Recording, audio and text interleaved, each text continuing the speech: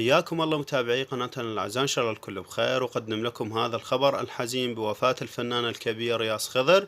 ببالغ الحزن والأسى تنعى نقابة الفنانين العراقيين رحيل صوت الأرض الفنان الكبير ياس خضر، والذي وافته المنية مساء هذا اليوم في بغداد إثر مرض عضال، سائلين المولى أن يتغمده بواسع رحمته، وأن يلهم ذويه ومحبيه وزملائه الصبر والسلوان، وإنا لله وإنا إليه راجعون.